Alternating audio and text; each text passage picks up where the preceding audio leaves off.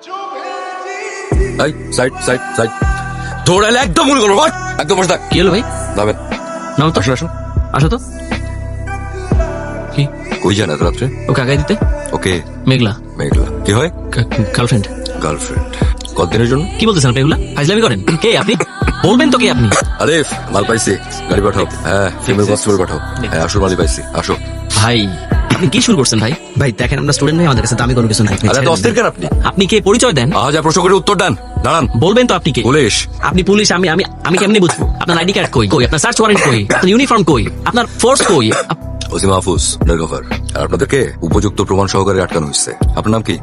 মেঘলা। মেঘলা। আপনি তো ওদিকে যান তো, জানেন যান। আপনার নাম? মাহিম। থাকেন কই? ফতুল্লাহ, নারায়ণগঞ্জ। এই চক্রের সাথে কতদিন? স্যার আমার মনে হয় আপনার কথা ভুল হচ্ছে। আমি কোনো চক্রের সাথে। পুলিশদের কি আপনার বোকাশোকা মনে হয়? পুলিশ দেখলে নীতি কথা বাইর হয়, আইনের কথা বাইর হয়। আইন তো মানতে দেখি না একটাও। স্যার ঝামেলা করেন না স্যার। স্যার আমি স্টুডেন্ট স্যার, এর বেশি স্যার নেই স্যার। আপনার কি মনে হয় এই টাকার জন্য সারাদিন ঘুরতেছি আপনাদের পেছনে? হ্যাঁ স্টুপিড মনে হয় পুলিশকে? এত মিসকনসেপশন কেন পুলিশ নিয়ে আপনাদের? পুলিশ কি ভোদায়? স্যার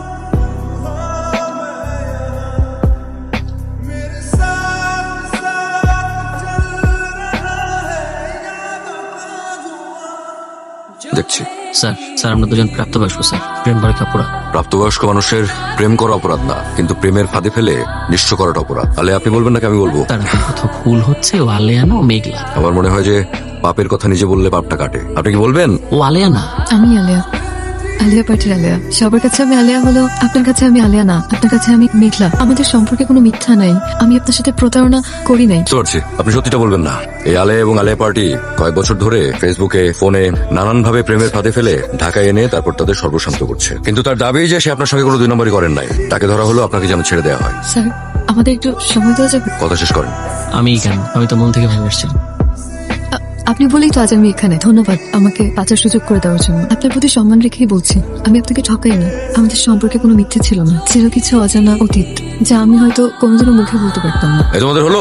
এত সময় দেওয়া যাবে না আলিফ, ওইটাকে ধরো। মাহিম, আমার প্রতি শেষ ভালোবাসাটুকুও হয়তো আর থাকবে না। আজ সারাদিন আমি আপনাকে আমার হারিয়ে যাওয়ার সুন্দর দিনগুলোর কথা বললাম। আমি যে তোর জন্য অপেক্ষায় ছিলাম, আমি সেই তরুকেই আপনার মাঝে খুঁজে পেয়েছি। কিন্তু আপনাকে পাবার পরেই মনে হলো অন্যায় করছি। বাবা মারা যাবার পর খুব ছোট থেকেই মাকে দেখেছি চাকরি করে সংসার চালাতে। ভাবলাম বড় হয়ে চাকরি করে মায়ের কষ্টটা হয়তো দূর করবো, কিন্তু রেজাল্ট ভালো না বলে খুব ভালো চাকরি পাচ্ছিলাম না। কিন্তু তাদের সবার লোভ না আমার দেহের প্রতি। অসভ্য প্রস্তাব দিত, আমার জেদ চেপে গেল।